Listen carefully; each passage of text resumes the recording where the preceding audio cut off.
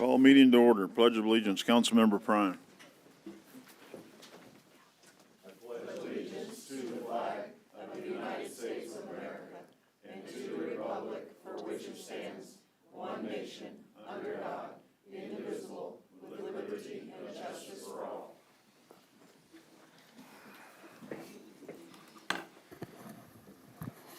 Roll call. Mayor Larkey. Here. Councilmember White. Here. Councilmember Thompson. Here. Councilmember Pryan. Here. Councilmember Davidson. Here. Councilmember Lawson. Here. Councilmember Richardson. Here. Councilmember McCallum. Here. Councilmember Johnson. Here. We have a quorum. No personal appearances, unfinished business. One, motion approving both readings, or the first reading of Bill 2025-16. An ordinance declaring the results of the annual election of municipal officers held in the city of Belton, Missouri on April 8, 2025. Present. Second. Have a motion and a second. We need to say anything about this? Any discussion? Hearing none, all in favor? Aye. Any opposed? Motion carries. Motion for a second. We have a motion for a second reading Second. and a second for a second reading. Any discussion on the motion? Hearing none, all in favor? Aye. Any opposed? Motion carries. Motion approving the second reading of Bill 2025-16. An ordinance declaring the results of the annual election of municipal officers held in the city of Belton, Missouri on April 8, 2025. Present. Second. We have a motion and a second. Any other discussion? Hearing none, roll call. Councilmember Lawson. Aye. Councilmember Johnson. Aye. Davidson. Yes. Richardson. Aye. McCallum. Aye. Thompson. Yes. White. Aye. Mayor Larkey. Yes, Pryan. Aye. motion carries. Motion approving the first reading of Bill 2025-17. An ordinance declaring the results of the election on the question eliminating the termination provision of the city's emergency services and fire department tax held in the city of Belton, Missouri on April 8, 2025. Present. Second. Have a motion and a second. Any discussion? Hearing none, all in favor? Aye. Any opposed? Motion carries. Motion for a second. Second. We have a motion and a second for a second reading. Any discussion? Hearing none, all in favor? Aye. Any opposed? Motion carries. Motion approving the second reading of Bill 2025-17. An ordinance declaring the results of the election on the question eliminating the termination provision of the city's emergency services and fire department tax held in the city of Belton, Missouri on April 8, 2025. Present. Second. We have a motion and a second. Any discussion? Roll call. Councilmember Pryan. Aye. Davidson. Yes. Thompson. Yes. White. Aye. Johnson. Aye. McCallum. Aye. Lawson. Aye. Mayor Larkey. Yes, Richardson. Aye. motion carries. To clarify, for those that don't understand, we did both readings on both of them because this is the old council and that's old business. So when we move to the new business, we won't be able to go backwards. So that's why we did both readings tonight. Consent agenda, one motion non-available to approve recommendation noted. Any member of the council may ask for an item to be taken from the consent agenda for discussion and separate action. Present. Second. We have a motion and a second. Any discussion? Hearing none, all in favor? Aye. Any opposed? Motion carries.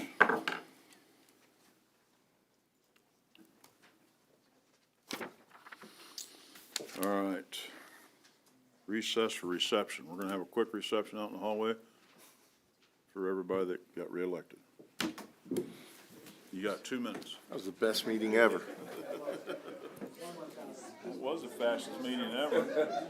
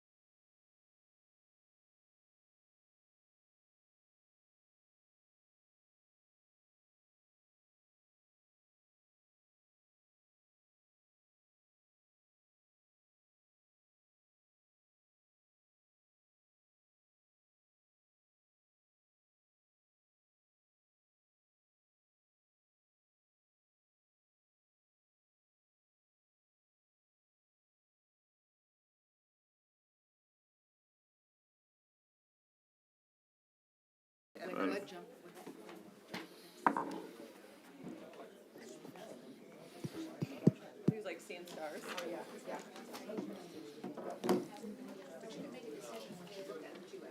Okay, yeah. I mean, keep whatever you want. All right, we're going to call the 2025-2026 City Council first meeting to order. A, administration of oath of office to newly elected officials. Councilmember Richardson, McCallum, White, and Pryan, please come up. And bring your papers with you, please.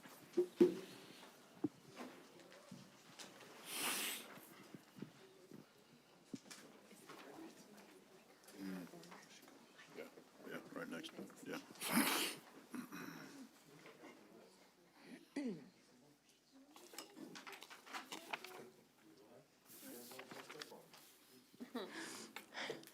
All right, you'll raise your right hand. After I say aye, you'll state your name, and then you'll repeat after me. I do solemnly swear that I will support the Constitution of the United States, the Constitution of the State of Missouri, all the laws of this state affecting constitutional charter cities, and the charter and ordinances of the city of Belton. And that I will faithfully, honestly, and impartially discharge my duties as council member during my continuance therein. And that I will faithfully, honestly, and impartially discharge my duties as council member during my continuance therein. And faithfully demean myself in the office to which I have been elected, so help me God. And faithfully demean myself in the office to which I have been elected, so help me God. Congratulations.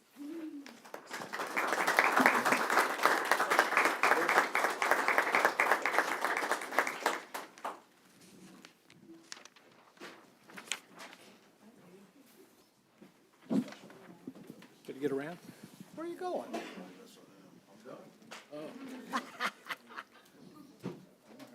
You want to share it? All right, you raise your right hand and you repeat after me, stating your name after I.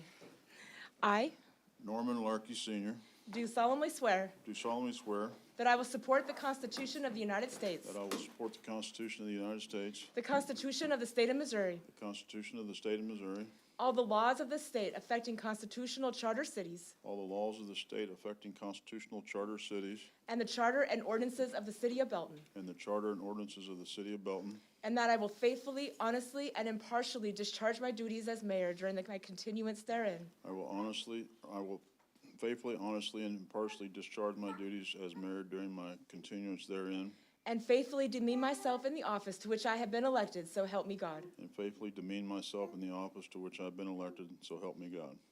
Congratulations. Thank you.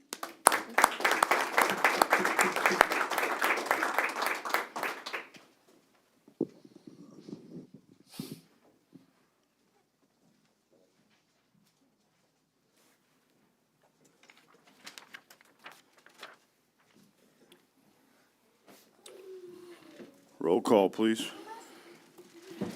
Mayor Larkey. Here. Councilmember White. Here. Councilmember Thompson. Here. Councilmember Davidson. Here. Councilmember Pryan. Here. Councilmember Lawson. Here. Councilmember Richardson. Here. Councilmember McCallum. Here. Councilmember Johnson. Here. We have a quorum. Personal appearances, 1, Cinco de Mayo street closure, new date.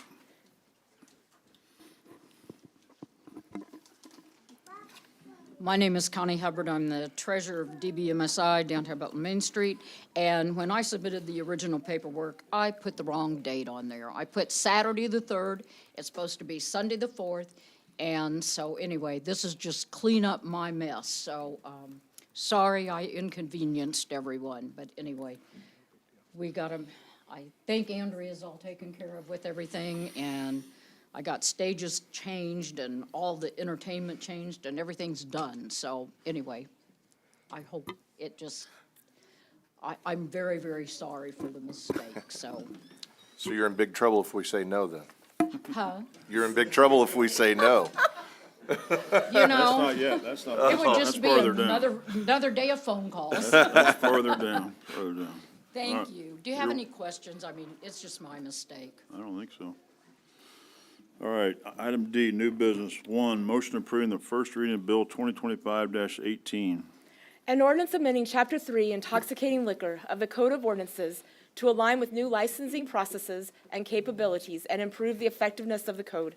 Present. Second. We have a motion and a second. Let me pull up my notes. So, good evening. Back in November, we launched Central Square and E-Track It for our business and liquor licensing. Chapter 3 in the Code of Ordinances needed to be amended to align with the system's capabilities. This item was brought to a work session back in February, and since November, staff has been working with Patrick to update this chapter. These amendments include new licensing procedures and clarifying the renewal period and the delinquency period. It also removes references to the word permit and changes them to licenses for clarity. Specifically, Chapter 3 is consistent with state statutes for liquor licensing. Applicants are required to have a state liquor license before receiving a city liquor license. The amendments to Bill number 2025-18 do not change the requirements to receive a city liquor license. Each new liquor license application is reviewed by the Belton Police Department and the city clerk's office. And are there any questions? Any questions? Hearing none, all in favor? Aye. Any opposed? Motion carries. Item 2, motion approving the first reading of Bill 2025-19. An ordinance amending Chapter 6, Business Licenses and Regulations, and Appendix A, Schedule of Fees and Charges of the Code of Ordinances to align with new licensing processes and capabilities and improve the effectiveness of the code. Present. Second. A motion and a second. You're still up. Thank you. So back in November, we launched E-Track It and Central Square. We did need to make changes to Chapter 6 and to Appendix A. It was also brought to the work session in February, and we've been working since November with Patrick to make those changes. Also included in Chapter 6 is clarifying the renewal and delinquency period and taking out all the references to permits and changing them to licenses. Specifically in Chapter 6, you'll see many parts that were removed or shortened. Most of it was duplicate or obsolete sections. Some of it was moved to a new part of the chapter. Some of it is zoning and UDC conditions, which are better to be in the community development and UDC department, or the UDC.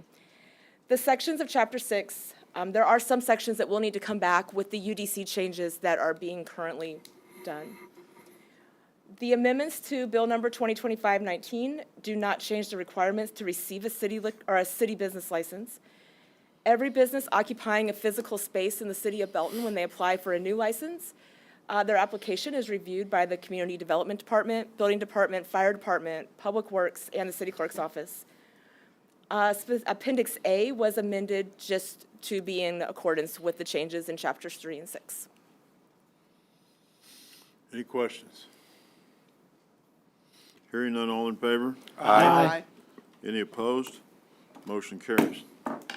Item 3, motion approving the first reading of Bill 2025-20.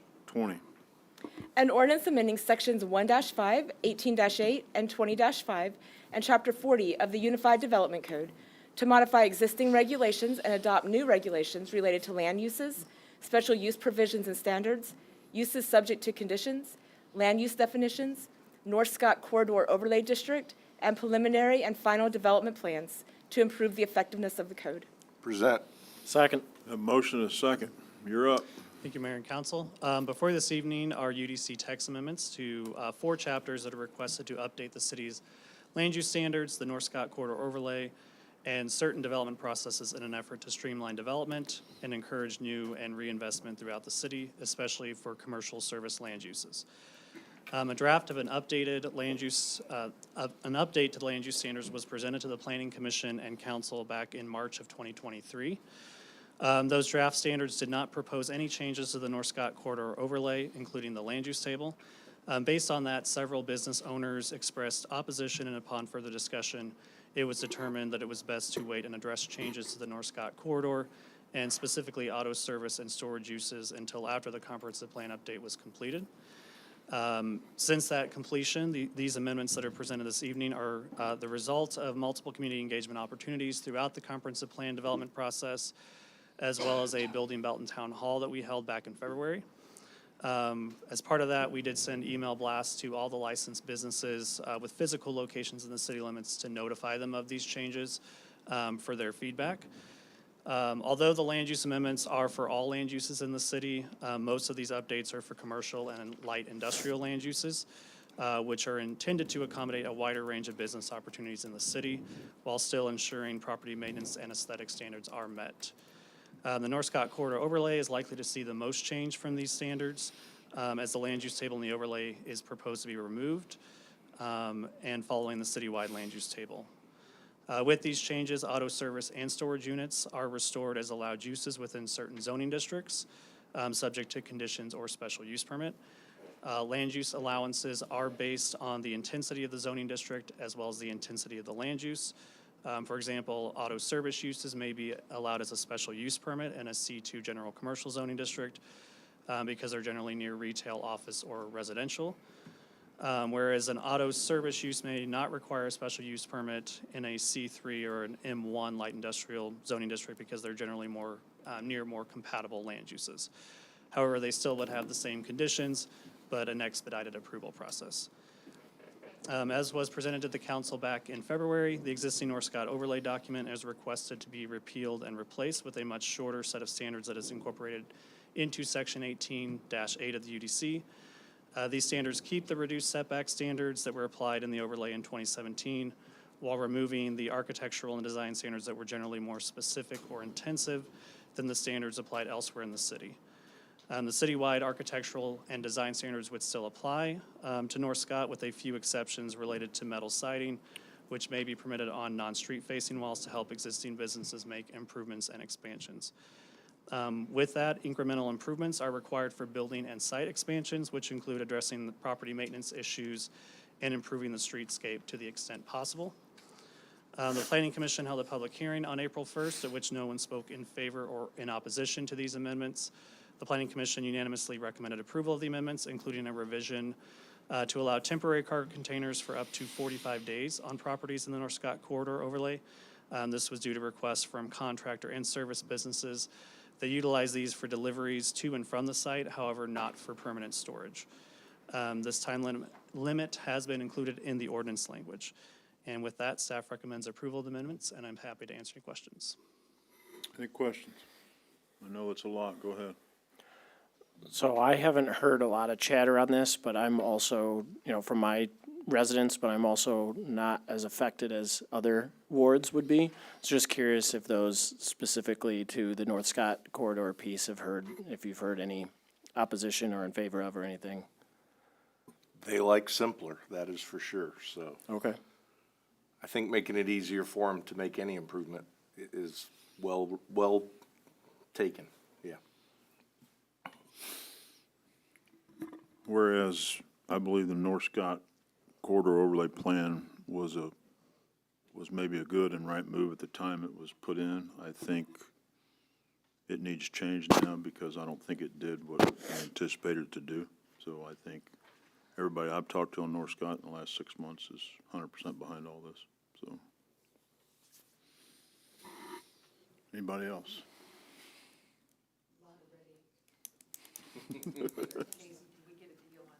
Yeah. All right, hearing none, all in favor? Aye. Any opposed? Motion carries. 4, motion approving the first reading of Bill 2025-21. An ordinance approving a TIPS hotline contract with the Kansas City Metropolitan Crime Commission. Present. Second. Have a motion and a second. You're up. Hi, Scott Lyons, Police Chief. This is an annual contract that we bring back every year. It is a contract where we partner up with the Crime Stoppers TIPS hotline. It is a very useful tool for solving some of our criminal cases. We get about 36 tips a year on just cases that people just call in about. And those are distributed through the police department into the criminal investigations unit. When we do have significant crimes, we also post those things, and they go out as media stories, whether it's television media, news media, or even through social media, and we can solicit people to give tips on specific cases. And then the dollar amounts depend on, as far as the reward, depend on the severity of the crime. It's a very good program. It's a great program, and the Belton Police Department has been a part of this for a long time. And we're asking for approval for this because it is such a great resource. Any questions? Go ahead. I didn't know this until I saw a piece about it on one of the local news stations, that most people don't realize that they're not calling the police department when they call the TIPS hotline. Is there a way to get that information out? Because people don't call because they think they're calling the police department rather than another group. Yeah, I'm sorry, I should have said that, is that this is an independent organization that takes those calls, and then that information, they're totally anonymous. They're given a code for their identity, and then they're notified back through a service that they can pick up that reward, and when they show up, they don't have to identify themselves at all. And But could we advertise that? yeah, we Because I could. didn't know it, honestly, until Yeah. I saw a news thing about it. We could do a social media post just reminding the Yeah. public about I it, mean- especially after the Yeah. approval of the contract tonight. Yep. Anybody else? Hearing none, all in favor? Aye. Any opposed? Motion carries. 5, motion approving the first reading of Bill 2025-22. An ordinance authorizing the appropriation and revision of the City of Belton fiscal year 2025 adopted city budget for the purpose of amending the solid waste fund. Present. Second. A motion is second. You're up. Good evening, Mayor and Council. So just real quick, the budget amendment for FY '25. If you guys remember, back in January, we approved a rate increase for trash that wasn't budgeted. So part of this budget amendment is due to the $20,655 increase for January through March. The other part of this budget amendment is an error on my part.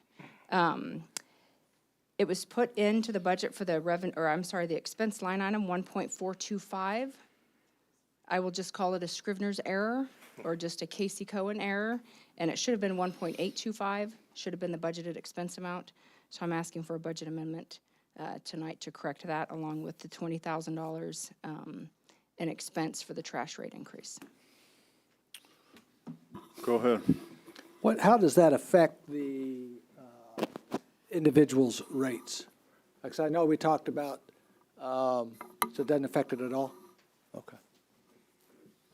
Okay. Anybody else?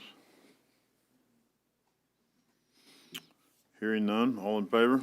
Aye. Any opposed? Motion carries.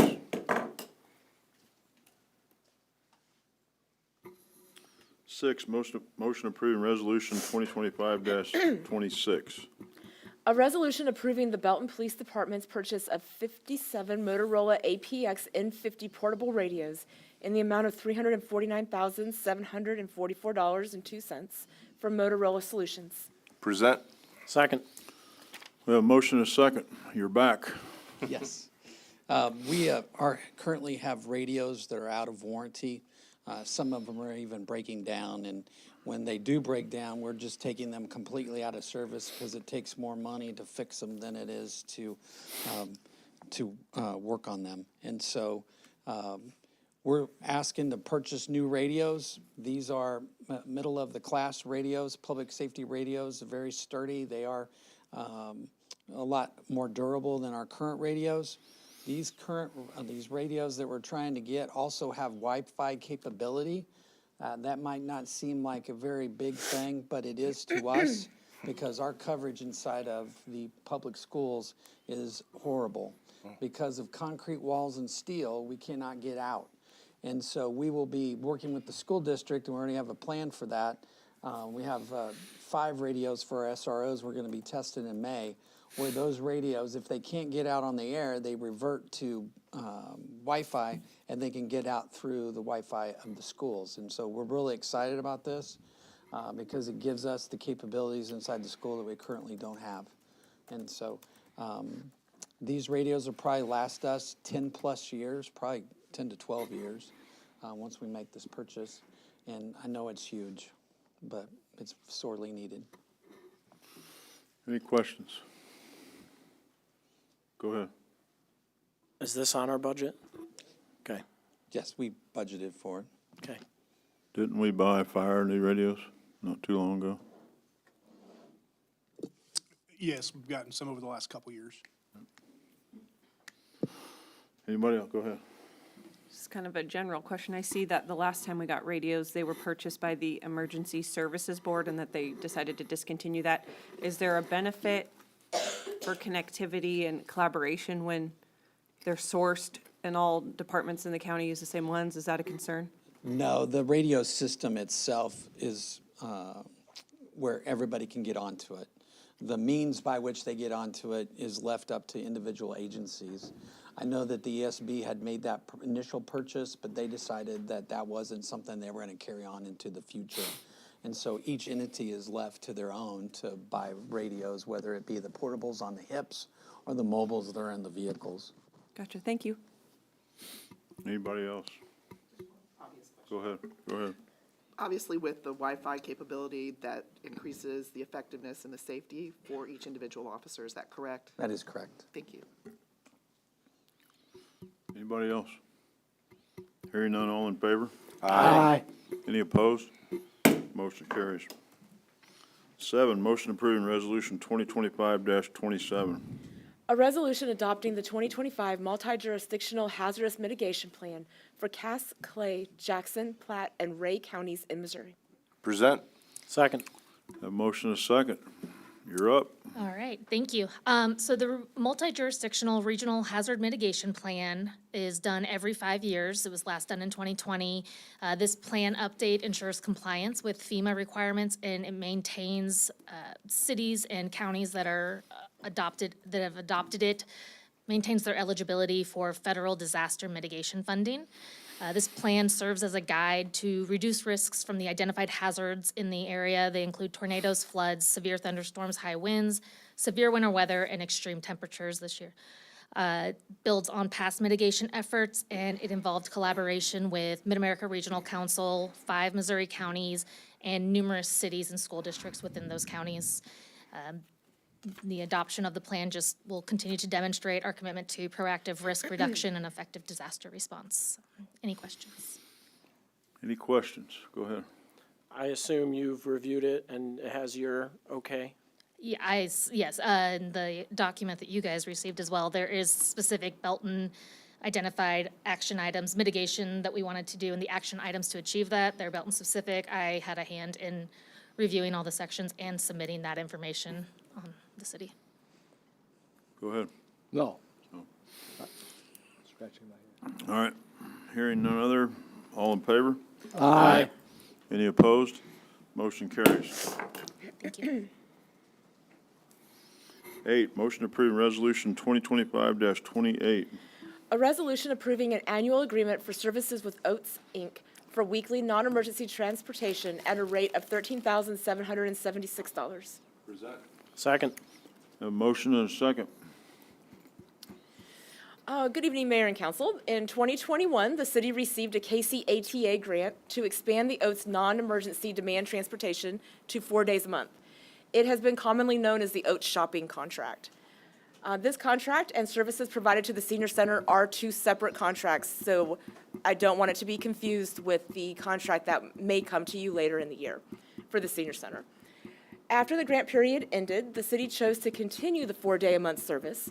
It's budgeted each year, and although this is an increase from last year, it is still budgeted this year. And are there any questions? Any questions? Hearing none, all in favor? Aye. Any opposed? Motion carries. 9, motion approving resolution 2025-29. A resolution approving the trade-in of current monitor equipment and purchase of 7 LifePak 35 monitors and 4 powered Stryker stair chairs with maintenance agreement and supplies from Stryker Sales LLC in the amount of $450,600.62. Present. Second. Motion and a second. You're up. Good evening, Council and Mayor. Here we are all the way to page 555 of the agenda packet. Not one that you wanted to accidentally hit print without selecting what you really wanted. At least we won't blame it on you being so thick. I got 5 pages. This is a sizable purchase. It's from Stryker Company. It's for two different items, though. The first item is LifePak 35s. That's a cardiac monitor that does multiple things in measuring vital signs and things like that for patients. It's a piece of equipment that's literally used multiple times a day through our advanced life support services that we offer. What we're using right now is LifePak 15s, and those models we started purchasing back in 2013, and so that was an expectation of about 10 years, and so we've been able to manage to get through those without major problems, and made them last. They're still working. What we have to have on those, especially the monitor part of it, it's pretty critical that we know that they're working correctly, so they check the parameters of it every year, and what we find is the maintenance contracts, they won't do multiple years, and once they want to kind of push them towards the end of life, they increase the price of those maintenance contracts every year. And so this purchase will trade those in to get the newer models. Those newer models will have a lot of additional benefits to us. They'll have better connectability. Nowadays, we want to be able to connect to almost everything, from our computers to the MDTs to the things, to be able to transmit the information into the reports and such as that, and this is going to help with that. We'd expect these to last at least 10, but we'll probably get those to 10 to 12-year expected lifespan on these. This will also incur additional costs for the maintenance contract. We went ahead and purchased upfront 7 years. Because you get to kind of purchase that price at the same price now, where generally when you do them in increments, they raise it every time. It will also include replacing our stair chairs, which we've been able to make last longer than what the monitors did. We started purchasing our current stair chairs around 2006, and then added a few as we added ambulances.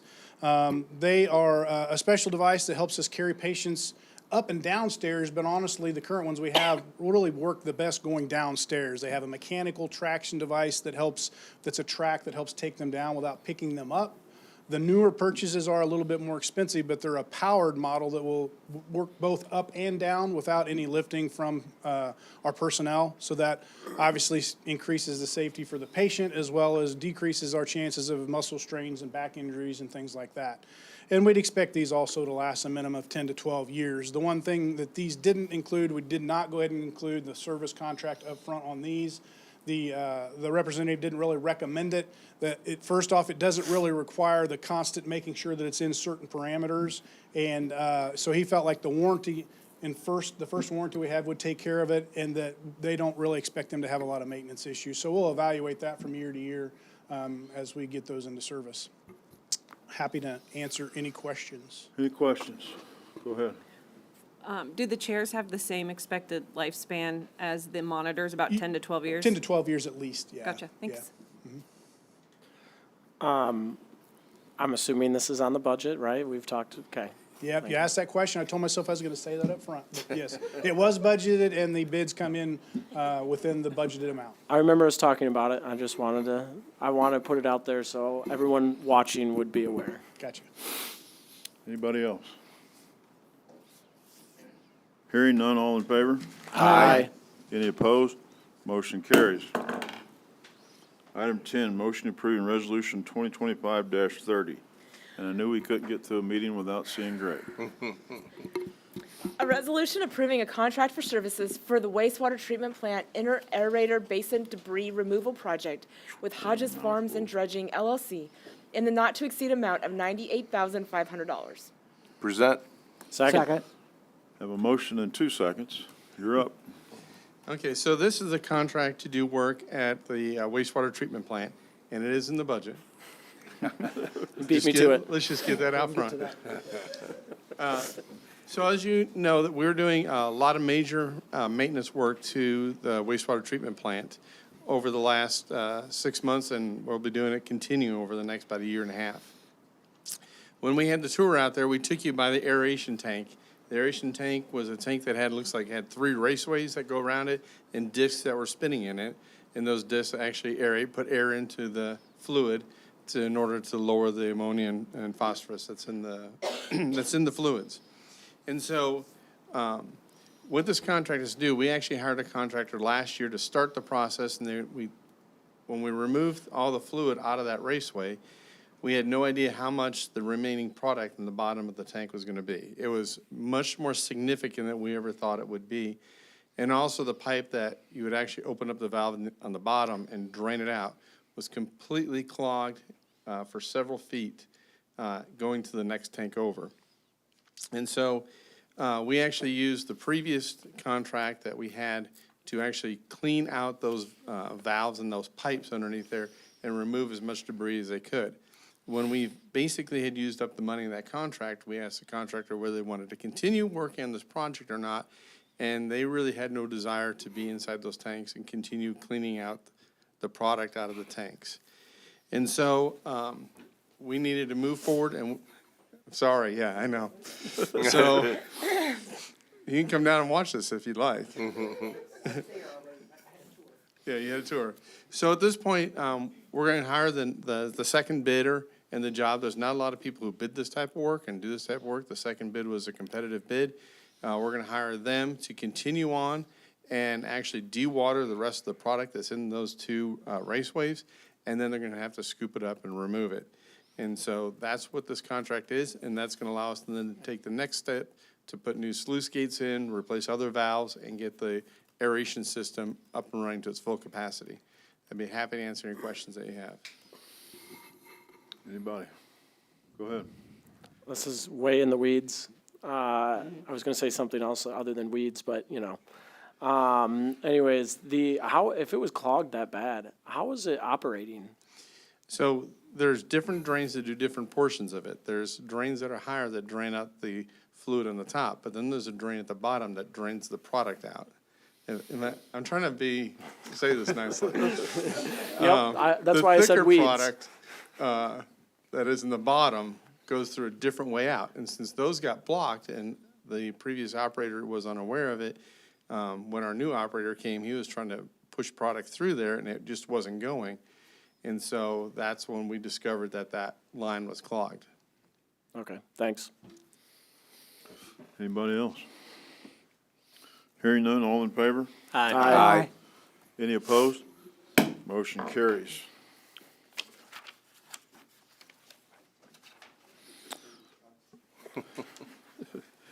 Item E, consent agenda. One motion not available to approve recommendations noted. Any member of the council may ask for an item to be taken from the consent agenda for discussion and separate action. Present. Second. We have a motion and a second. Any discussion? Go ahead. Yeah, I'd like number 2 and number 3, please. All right. Anybody else? Actually, yeah, can I do number 5? I just have some questions. Yep. Thanks. Hearing none, all in favor? Aye. Any opposed? Motion carried. Item 2, motion authorizing the sale or disposition of surplus city inventory, personnel property, all in accordance with section 2-991 of the Code of Ordinances, City of Belton, Missouri. Present. Second. We have a motion and a second. You're up. You asked for it, you're up. Oh, we don't have to read it? Okay. I already read it. He did Okay. read it. My question is going to be, I don't know if this will be for police or Andrea, but the bicycles that are being sold by police, I saw on that list, are those the ones that get turned into the lost and found, that type of situation? Or what are we talking about when we're talking about auctioning off bicycles? They could be bicycles that we found on the shoulder of the road that we believe may have been stolen, but we don't have a victim or we don't have anybody to attribute that bike to. And so it's a common problem. And nowadays, it's hard to believe that bicycles, they just go out and buy another one. And so there's been other programs by other police departments to put those through programs and give them to children that probably don't have money, but our city policy is to put them back out through this surplus program. All right, thank you. That's what I figured. I called it lost and found, but, you know, that was better worded. And Andrea, can you please remind us where a resident would go if they wanted to purchase something that's being auctioned? Many times we use Mayo Auction here in town. Occasionally, we will also use other online auction companies. Jay is planning to use, remind me. Gov Deals is a big one. I think we've also used Purple Wave in the past, but Gov Deals is a big one. Okay. I only bring that up in case someone is interested in one of those bikes. I assume that they would be at a discounted, price in general, so. And then, okay, that was it for that. That's all I had. Anybody else? Hearing none, all in favor? Aye. Any opposed? Motion carries. Item 3, motion approving resolution 2025-031. A resolution authorizing and approving an amendment to resolutions R 2025-023 and R 2025-024 for the date of the Downtown Belton Main Street, Inc. Cinco de Mayo event. Present. Second. Motion and a second. Sorry, I forgot this earlier. I was gonna ask the, reason for the change to, I know it wasn't a change, Scrivener's error, whatever you wanna call it. But I guess, on a Sunday as opposed to a Saturday, I just would have maybe anticipated more people out on a Saturday as the. Last year, we had it on a Sunday, and it Oh. rained, but we still had a lot of, Thank you. we still, is that all right? now? Yeah. Okay, sorry. I can hear you now. We still had a lot of people come. The Sunday that we chose is because a lot of other communities do it on Saturday. And so then we're in competition with bands, performances, vendors, those type of things. So it worked out good for us for a one-day on Sunday. I just messed it up, that's all. I wasn't trying to, sorry, I was not Yeah, trying to bring no, it's attention to that okay. more, but But it was, we chose Sunday because we were able to get two of the bands that we had last year that are very well-known in the Hispanic community. And it was easier for me to change out the stage and our dancers and all that. So Sunday is a better day. We're just hoping it doesn't rain this year because it was a mess last year, so.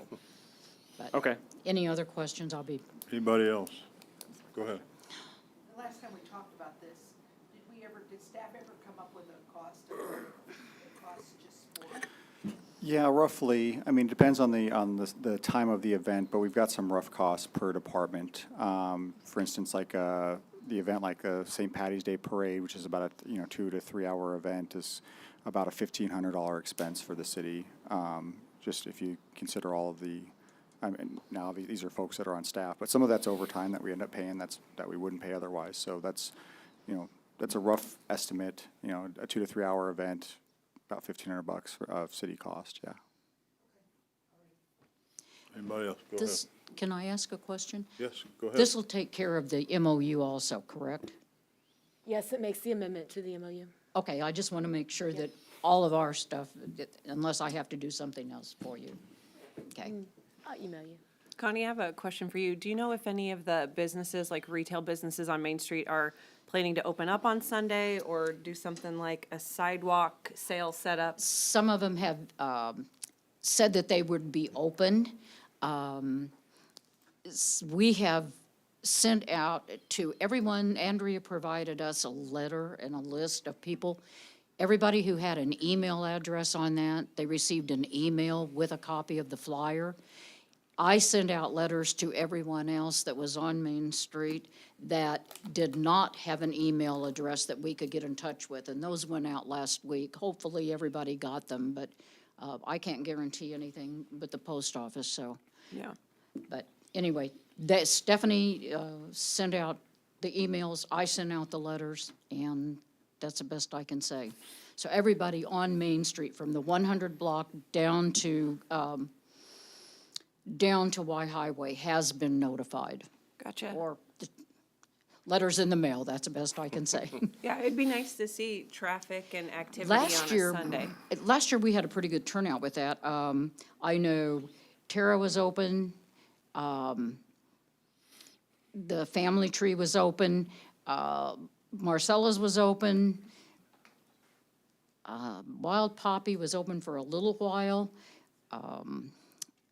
and Whistle Stop was open. In fact, Whistle Stop had a pretty good day. She was real pleased with that, so, Gotcha. yeah. Thank you. Anybody else? Go ahead. This is not really quite related, but would Main Street be interested in doing any work with, last meeting we had a conversation about the car shows and the insurance. I know I recall a conversation a couple years back when I first started here about, Gary's not here, so I don't want to put words in his mouth, but he mentioned something about how they like to help with organizations that are doing events downtown that need insurance specifically. Has the Eagles approached you, or would you be open to something like that? They have not. Would you be open to something like that, do you think, if they did? We would be open to it, Okay. yes. I know that we had it for years, downtown Belton Main Street, and Sure. before that, it was Main Street Merchants. It's been going since 1999, when the Okay. road was changed. So, that much I do know. That might be a way of The marrying Eagles two. has not contacted us at all, and, I mean, I think, aren't they having a car show in April? That's, I think they're trying. that's up in the air still. Huh? That's up in the air still. Oh, okay. So, I mean, nobody has contacted us about insurance or anything like that? Okay. It would be Fair enough. really difficult for them to get on our insurance this late in the day. I mean, they will have to have their own insurance, and especially with the fact that they're selling liquor. Right. I didn't know if that was something that you guys would do Yeah, I mean, for those types of events. I We'll know- be more than happy to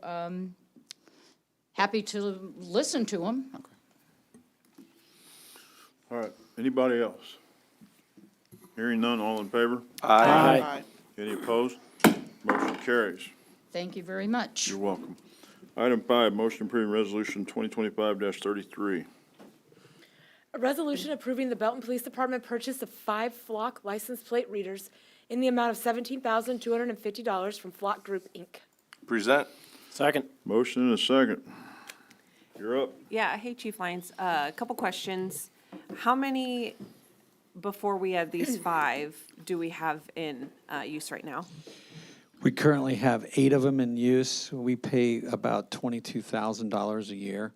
Where located right now is westbound 163rd at I-49, eastbound 163rd at Marquee Parkway, northbound Marquee Parkway at Menards, westbound 58 at I-49 highway. This one is actually down right now because of the road construction, and we're looking for a place to put it back up.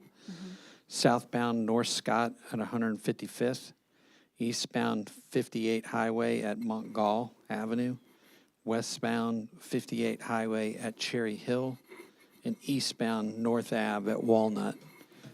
And then the 5 that we're wanting to add,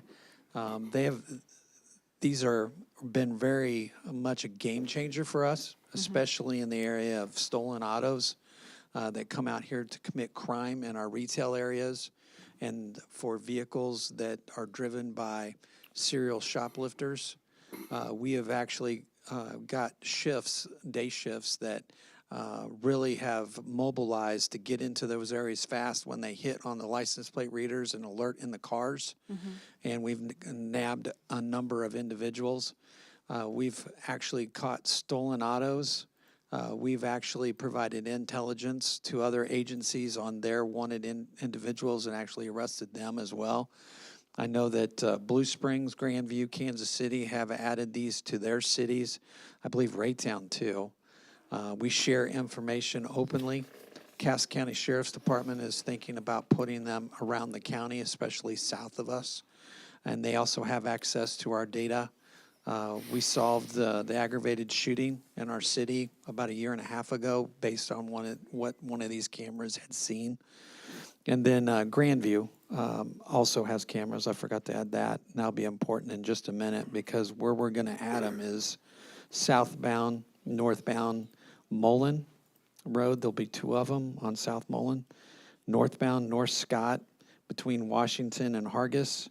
163rd Street between VC and Terry Avenue. And eastbound 155th Street at Barat Avenue. And that one is going to be in conjunction with Grandview, who's going to carry the westbound. And so we've also had discussions with Raymore in regards to positioning of theirs to cover our northeast quadrant of our city.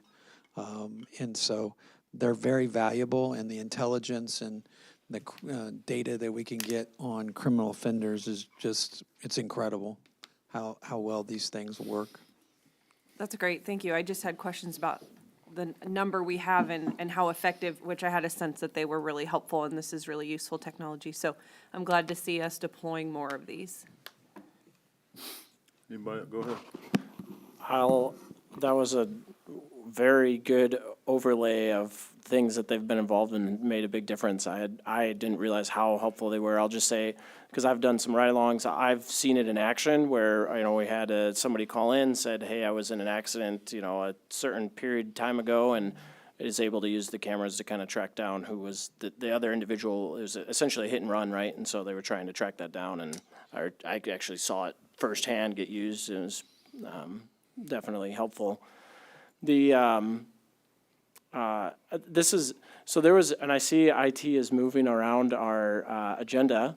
So there's a map in there that has green and red dots on it. I was assuming, but are the green ones where the current ones are and the red ones are the new ones, or what? I was trying to decipher what that was. I believe so. Okay. I don't have that in front of me right now. Yeah, they're not. I was hoping they were going to be real quick and pull it up, but it might be, in 600 pages of agenda, it might be hard to get to. Pretty So, simple. But anyways, I was just trying to decipher that map. Thanks. Anybody have anything else? Here's a map. Several pages. I'd say the red is what's old and green is new. Oh, maybe I got it backwards. Is that what red is the current ones and green are the new ones? Yeah, 8. Yeah, red. that map. I don't know if you can see that, but we can. If you go down, there's one zoomed out, and it shows 8 red, which would be the existing, and 5 green, the proposed new ones. Okay. Well, Yes, there we that go. is That would correct. answer the question. All right. Anybody else? Hearing none, all in favor? Aye. Any opposed? Motion carries. Councilmember Johnson. Just wanted to thank all the citizens who came out and voted on April 8th, and really appreciate the support for removing the sunset provision on our sales tax for our emergency services and fire department. Very much appreciated. Councilmember McCallum. All right, so I've tried not to be too campaigny up here with these council member communications. I'm gonna break from that for a moment to just say thank you. Everyone that came out and voted, not a lot of people do, and I just want to appreciate I appreciate the confidence, I appreciate the support that I got, and I just don't think I can say thank you enough to everybody that did come out and vote, so I want to say that. I also want to thank everybody, for the support on the fire sales tax. Getting out and making your voices heard on that is important, and clearly your voices were heard. Very resounding, that the firefighters should feel, proud and good about their work here in our community. So I also wanted to share that. I also was at the Easter egg hunt, this infamous Easter egg hunt that we always talk about every year, and Parks did a great job as always. And I think there's a few people that might be interested in knowing that I timed it, and it took 81 seconds for the entire Easter egg hunt to be over. The months they spend stuffing eggs. Yep. That has to hurt. Yep, 81 seconds was the totality of it. So it is obviously a very popular event, and it goes very well. And like I said, there's a lot of chaos involved, and it's just fun, even if you're not involved, just to watch from a distance. I do have a couple of. I apologize. I have to pull up my phone here. I do have a couple of updates from Parks. Believe it or not, we are coming up close to when the farmers market will be starting up. It will start in May. Be Thursdays, the normal time, from 4 to 7 p.m. at the normal location, the Belton Assembly of God. The outdoor pool, the passes for the outdoor pool are now available at High Blue. And let's see if I'm forgetting anything else here. Oh, there's a couple, yeah, there are a couple other big things. So there's a junior craft show that will be coming up. That's on Saturday, May 10th. It's from 10 a.m. to 2 p.m. at High Blue. All the vendors at this junior craft show are from the ages of 8 to 18. So it should be actually be very interesting to see what is available. Carry Nation Days, as a reminder, I think most people are probably aware, but May 30th, 31st, they do have bands lined up, and there is a drone show again planned. So that was very popular last year, and I want to point out that's coming up soon. And the 4th annual Fishing Derby that's been going on is for kids ages 3 to 15, and that'll be taking place on May 17th. Check-in starts at 8 a.m., but the event actually starts at 9 a.m., so just make sure you're there before 9 a.m. to get checked in. And that is, the only other thing I would mention on parks is, they'll be looking for lifeguards throughout the rest of the season. So if you know anybody that's interested in that job, make sure you reach out. And otherwise, that's everything that I have. Councilmember Richardson. I want to thank everybody for coming out and voting. I know we didn't have major election stuff, but every election is important. So the more we get out there, the better we are, but I appreciate all the votes. Also want to congratulate Jay Kennedy from Eagles Landing over there. He received the Midwest Section PGA President's Award. And Jay is very well known through the Midwest PGA. I've gone to many different courses, and everybody knows Jay. He does a lot of good work, so appreciate that. I was also thinking, when we do clean out that pipe at the wastewater treatment, maybe we could do like a video, get Greg dressed up, maybe like Dirty Jobs with Greg Rokos. I'd watch it, I like it. I like it. I'm just proposing that, and that's all I got. Well, also, I believe I second. There you go. I don't think so, Tim. I believe our esteemed city manager did something similar to that last year, so maybe he needs to repeat it. I don't know. I just want to see the video, that's all. Do we need an attorney to tell us how to write that up in an amendment so we can vote on it?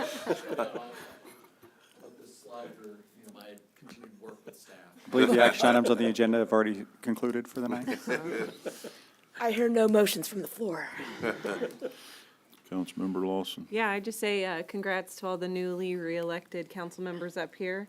Thanks for putting your name in the hat. I have heard from some residents that, I knew or didn't know there was election, or I'd be interested in running someday, which is exciting to hear. And I would just encourage anybody who's watching or interested to get involved on a board or commission first. We always have a need for residents to get involved that way. And so hopefully some folks will start doing that. Councilmember Prine. I'll echo what everyone said. Thank you for coming out to vote, and you made the city better. We have passed the school board thing and the levy, and made the fire department better, stronger. So I thank you for that. And then I also attended the Arbor Day presentation to Jack Dryden. The Dryden family has done a lot for the city, and I think it was more than fitting to plant an oak for him, because his legacy will be with us a long time, and so will that new oak tree. So that was very fitting at Cleveland Lake. Go check it out. Councilmember Davidson. I was at the Easter egg hunt too, and those eggs are picked up so fast.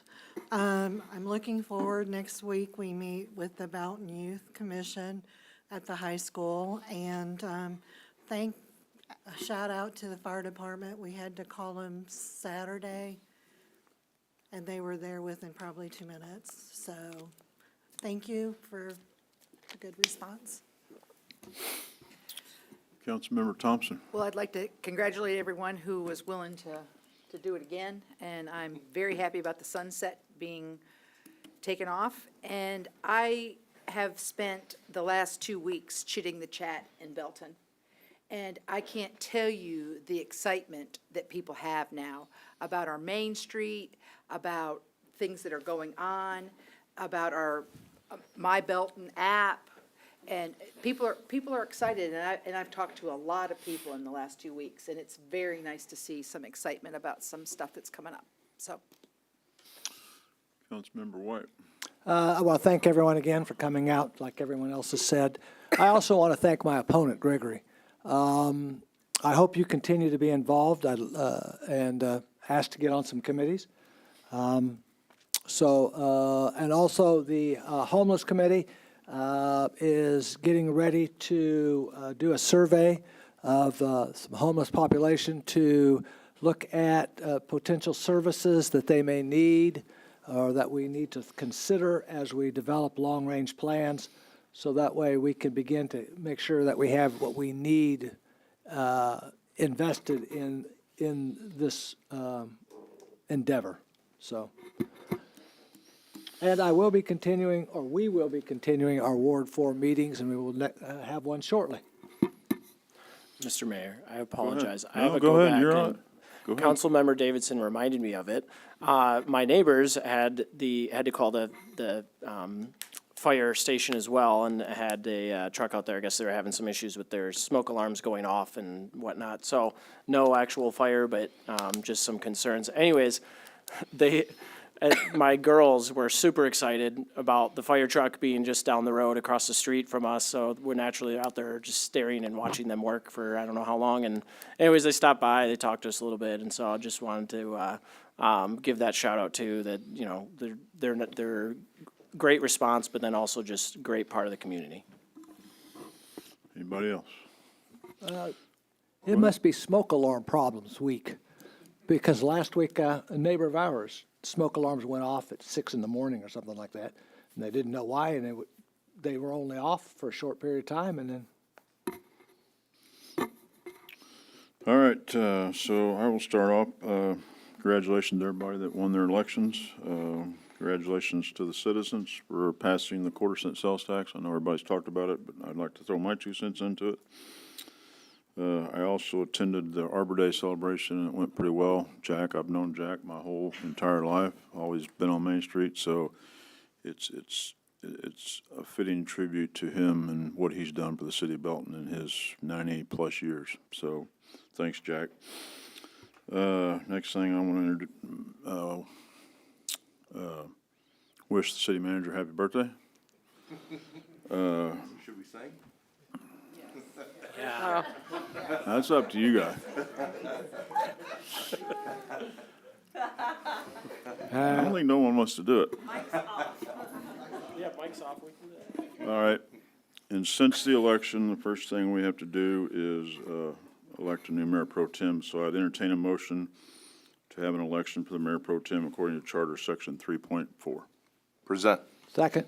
We have a motion and a second. Any discussion? I would entertain, we need to vote on that first. So all in favor? Somebody Aye. needs to make a motion for the mayor pro tem. Do we need to make a motion to have it and then make the motion for the mayor pro tem, or just? You've already made the motion right now. Now would be the Okay, so we need nominating nominees. process. So we need nominees now. I would like to nominate Councilman Pryan. It's just, you've got it down, man. Thanks. You've got it down. So we have nomination of Councilmember Prine. Is there a second? I'll second. We have a motion and a second. Any other nominations, or should we vote on this first? First, let's wait to see if there are any other nominations. Any other nominations? Hearing none, you win by acclamation. Well, and then at this point, it would be a motion electing Councilmember Pryan as the mayor pro tem. According to Charter Section 3.14 or 3.4. Exactly. Second. Motion and Somebody a has to second. motion. Present. Thanks. Second. All right, that's enough. All right. All in favor? All in favor? Aye. Any opposed? Motion carries. That is all I have. Thank you. Mr. Mayor and Council, the only thing I have is just a reminder to the public that our next meeting on the 29th of April will include a joint Parks City Council meeting beginning at 5:30 p.m. and then we'll roll into the regularly scheduled programming immediately following that. Items for review and discussion. Item 1, animal control policy. Looks like a rooster up there. I did not create this PowerPoint. I think it's awesome. These are great photos. This was built by Lieutenant Mary Brugge and ACO Brad Wicklander in the back of the room. And they're actually here for my support and any questions that you might have that I don't know. And so this is a guide that we provide to our dispatchers on how to handle animal control calls. And a lot of times our ACOs are working, and then there are times when they're off, and we'll kind of go into it. We have, at any one point, we have patrol shifts working 24/7. Right now, we have a sergeant and a corporal and 4 officers, 6. Our minimum staffing level is 4. So at any one point, the minimum number of officers on the street are 4. Our ACOs, our animal control officers, there are 2 of them, and we recently moved them to 12-hour shifts to mirror our patrol shifts. But they work from 7A to 7P, so 7 in the morning to 7 at night. And I will say that a lot of times during certain seasons, they are taking calls probably all the way up until 7 p.m. and sometimes staying over until later, and they are dedicated. And so the purpose of this, like I said, is what we provide our dispatchers when citizens call and ask for animal control services. And we'll outline a couple of scenarios. The one thing that over and over, we try to provide clear communication, but also we want to respond appropriately and maximize our resources. The role of an animal control officer is to manage animal-related situations, ensure welfare, enforce animal laws. Their expertise is critical in resolving these issues effectively, and they go to certain levels of ACO training that the state provides. And so, in fact, we have one ACO that is moving through her certifications right now. And so some of these guidelines you'll be familiar with. The importance of appropriate dispatching is that we first have to understand what the nature of the call is, because that's vital to how we would mobilize whatever response on the back end.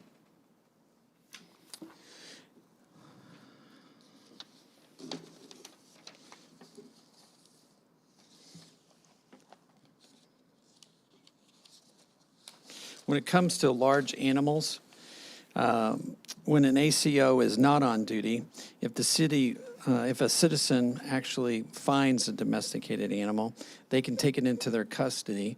They can release it and hope that it returns home. Sometimes this does happen.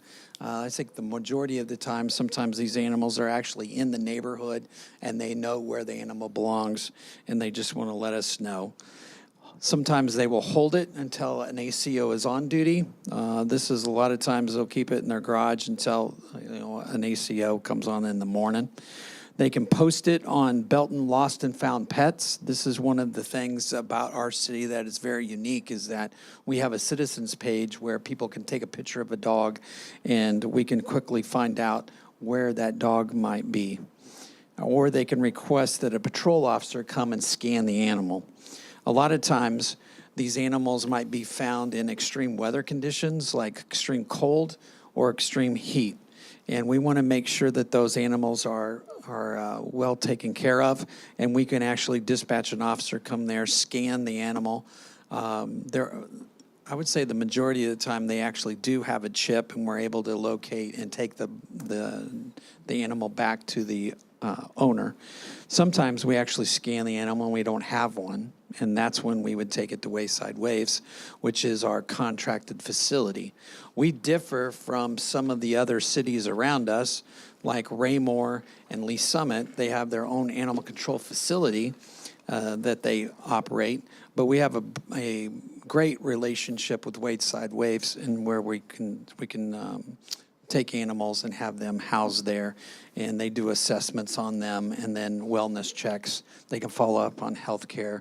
They can even, if they can keep on trying to contact the owner, and we do that as well. When an ACO is not on duty, though, there are situations where dispatch uses this call guide on how to manage that kind of response. it might be something involving wildlife. We are not educated on how to interact with wildlife. And so we typically tell people just to leave the animal alone. A lot of times, these animals may be hurt, they may be sick, but the thing is even with the Missouri Department of Conservation, they tell us over and over to just let nature take its course. But sometimes we have to interact, and that's why we have contacts with Wildlife Removal Service, or we even have lakeside nature centers as resources. They're not paid for through the city contract, but is an additional source that is a community resource for the entire metropolitan area. Sometimes we actually ask citizens if it doesn't necessitate an immediate police response to leave a voicemail for the ACOs, and they will actually come in, listen to those. A lot of times we'll have calls queued for them where they will then go handle them and knock them out before calls for service begin that day. Again, I want to stress that if there are urgent matters, then we will dispatch police officers over to take care of those calls for service. Some of the things that we look at when there's a need for an police officer when an ACO is not working is that there is an injured animal. There's an animal posing a hazard to citizens. Maybe it's aggressive, growling. Maybe it is bitten, dangerous situation. Yes, we will get involved in those. Domestic animals under adverse conditions, like I said before, extreme heat, extreme cold. Yes, we will be involved in that. Sometimes people even bring those animals to the station. That's always helpful because then we can get the scanner and then scan it right then. Hey, sorry. Real quick on that topic, because I've seen this before, and I don't know what our laws or codes are on this regarding animals that are, hey, I'm running to the grocery store and I left my pet in the vehicle. What is our official city stance on that? Yes, there is. That is a situation where the animal would be in a hazardous condition. We would dispatch a police officer. ACOs go on those calls. Only police officers have the authority to actually break the window to provide, to grab that animal and take it into custody. But we do deal with those situations all the time. We encourage the public to call us. What if the vehicle's running, that kind of thing? That is also what we would consider to be a serious condition. I know cars today, we can leave them running, even with a key fob, and no one can take off with them. But it's still a running vehicle. It's creating CO2 gas, and anybody in the vehicle could be overwhelmed by that. But the other thing is those things left unattended is still a problem. Okay, thanks. So it's against city ordinance for a dog to be left in a vehicle at any time?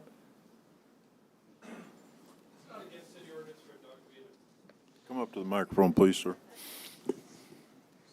So everybody. For the viewers at home. Yeah, I'm Officer Brad Wicklander, Belton, ACO.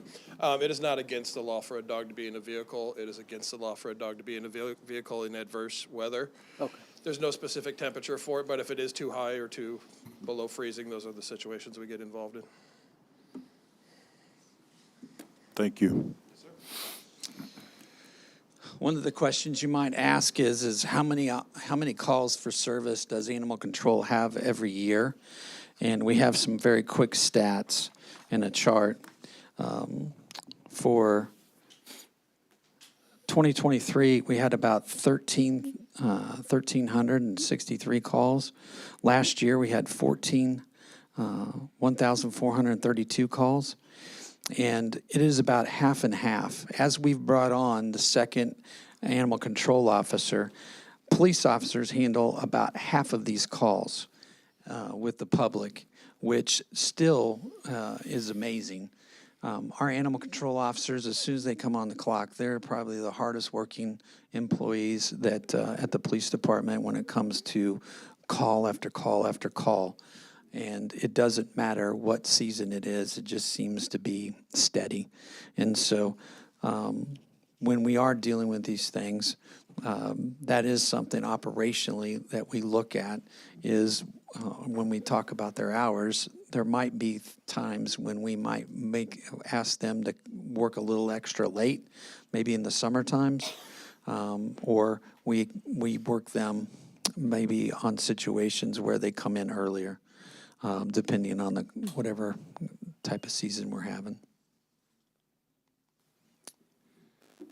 When it comes to wildlife in non-living quarters, again, we stress not to interact with that animal because it could be a situation where it's dangerous. They could be sick. But this is animals like bats, raccoons, snakes are typically not a direct threat unless they invade the living quarters.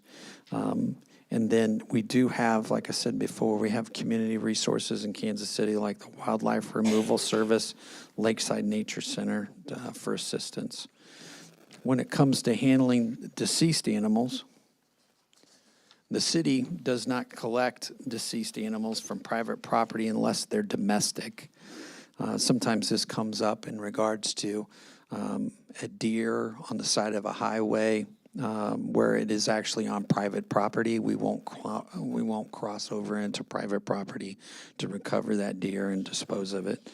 Callers are advised to either call that removal service or to bag the deceased animal and then place it in the trash and ensure a safe and clean environment. Every once in a while, we get asked with the question of whether we provide burial and cremation services to the public, and we do not. I just wanted to quickly hit our trap, neuter, and release program for cats. That is going strong. You can almost see that we've doubled the amount of animals that we've actually had in the program over the course of the last year. It's an exciting program.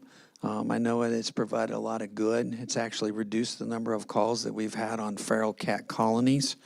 We actually have a great working relationship with several different communities around town. And it has been actually it was the first program that Wayside Waste actually got involved in, and it's been a model for other cities, and they're wanting to expand it, which is, we were on the front part of that and piloted it. And so we have a great relationship with them.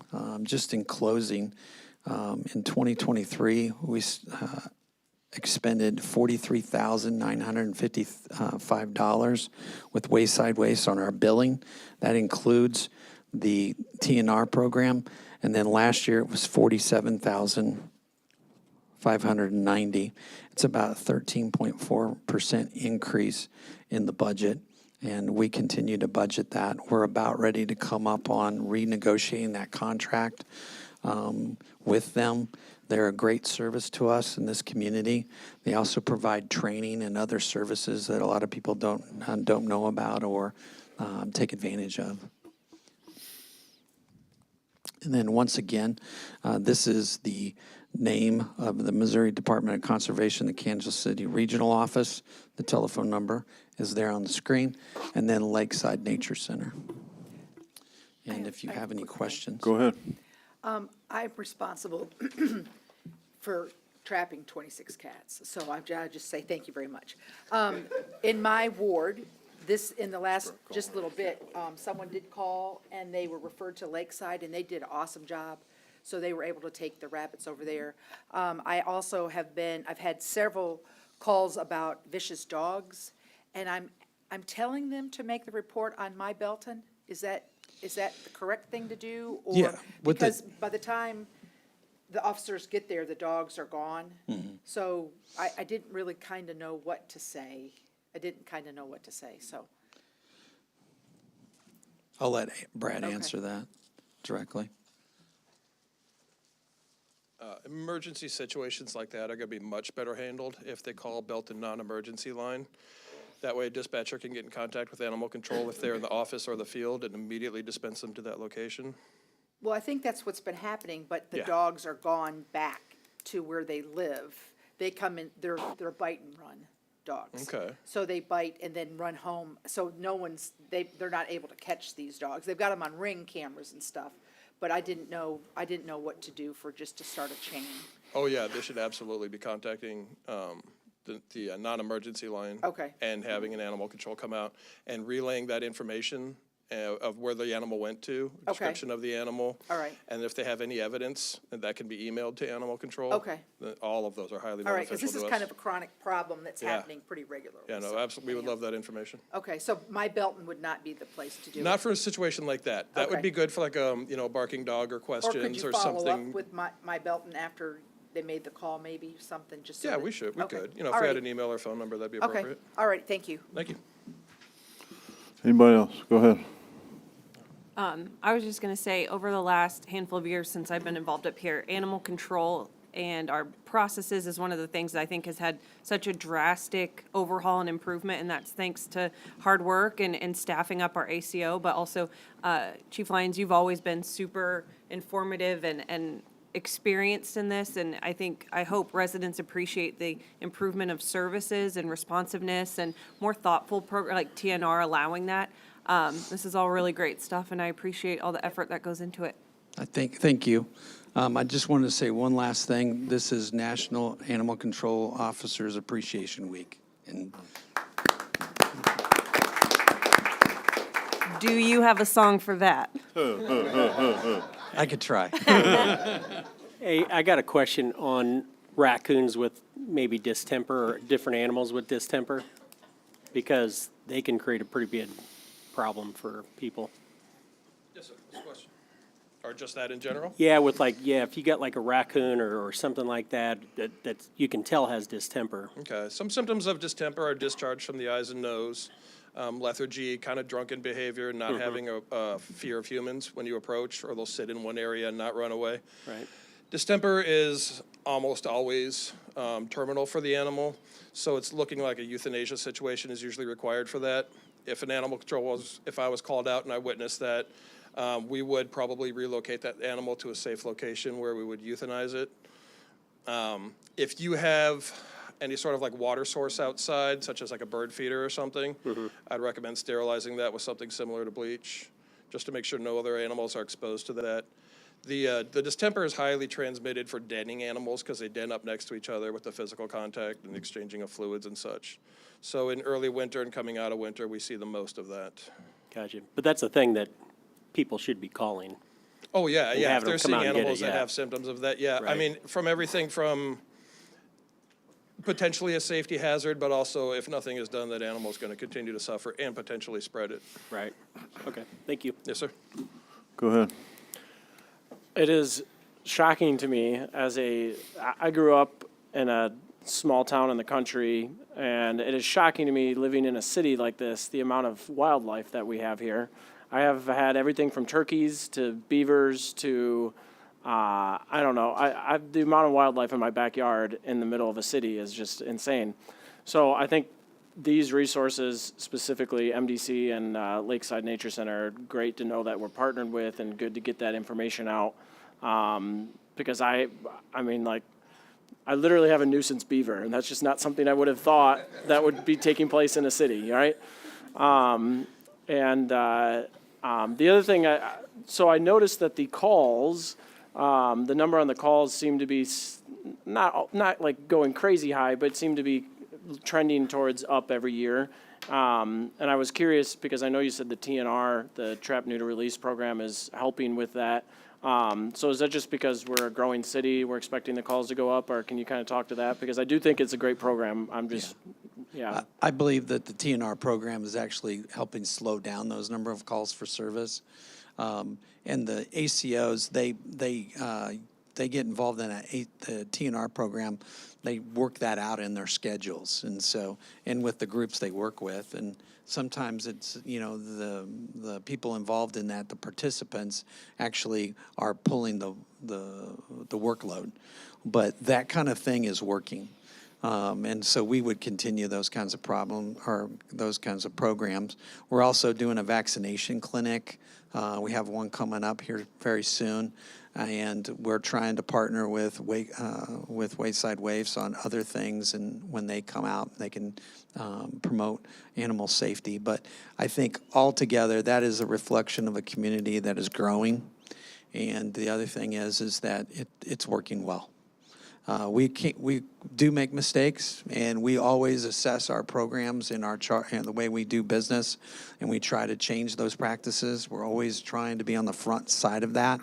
But we have a great community that's very patient with us as we work through those issues. But I think we're getting to the point to where our program is really rolling. I was not trying to suggest it was a mistake. Correlation does not equal causation, right? But I just wanted to kind of, think about it from a numbers standpoint, was just trying to understand it a little better. So, but thank you. I do think that's a good program, and it sounds like it's good to hear that it's working. Thank you. Anybody else? Thank you. Item 2, fire station alert system. All right, I'll close this out. This is a purchase I'll be bringing to you guys next meeting. I just wanted to tee it up a little bit because I knew we had the combined meeting next time, just to save a little time then. A little bit about fire station alerting systems. We currently have one. What they are intended to do is notify firefighters when they're inside or around the station that there's a call coming in, so that we make sure we don't miss that we get out to them in a timely fashion. The current system is 10 years old now. I believe when the mayor was chief, I think that's when we installed that one.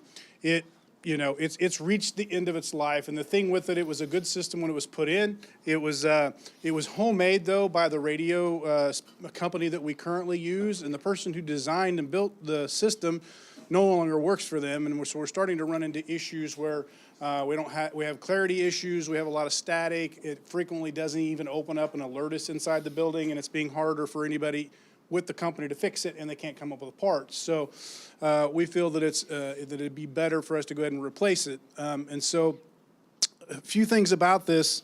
The new system is a little bit different. We're still calling it an alerting system, but it has an added component to it.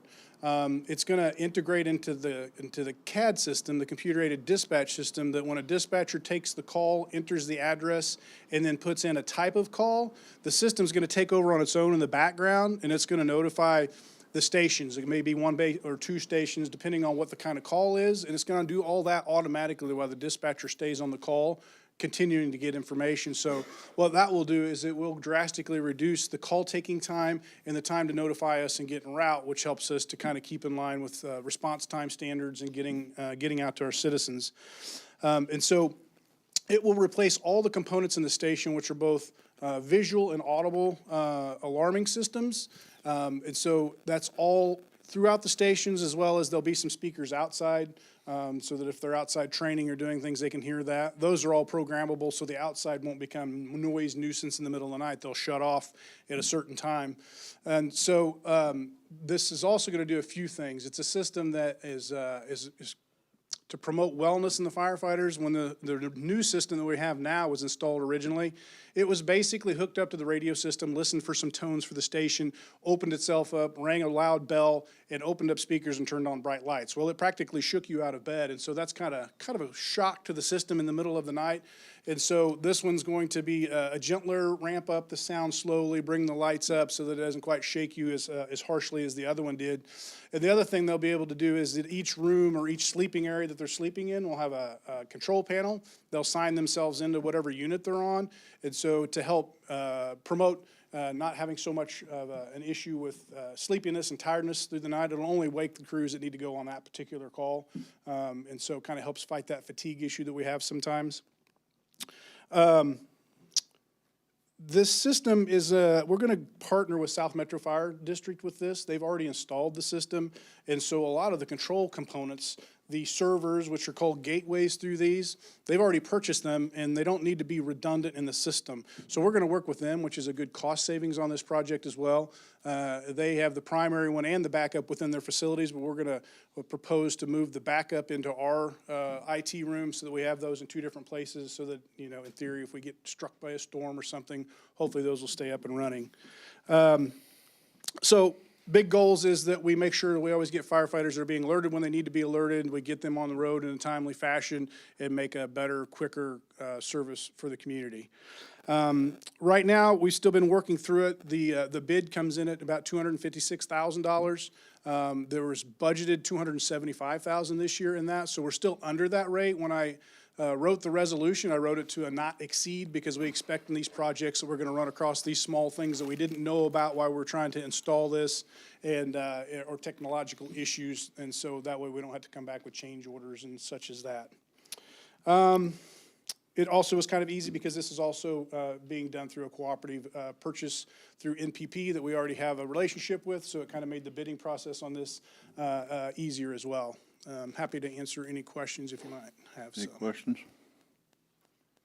I'll just say, when I did it 10 years ago, it was only 15,000. Yeah, it's a big difference. But you can't get parts, so, and it was a shoestring then, so I'm surprised it lasted 10 years. Any questions? All right. I'd enter in motion to enter executive session, discuss matters pertaining to legal actions according to Missouri State Statute 610.021.1 pertaining to leasing, purchase, sale of real estate, according to Missouri State Statute 610.021.2 pertaining to negotiated contracts, according to Missouri State Statute 610.021.12, if the record be closed and the meeting adjourned from there. Present. Second. Motion and a second. Any discussion? All in favor? Aye. Roll call. Roll call. Mayor Larky, Yes. Councilmember Johnson, Making sure Aye. she was Bryant, Aye. White, Yep. Richardson, Aye. McCallum, Aye. Lawson, Aye. Thompson, Yes. Davidson. Yes. Motion passes.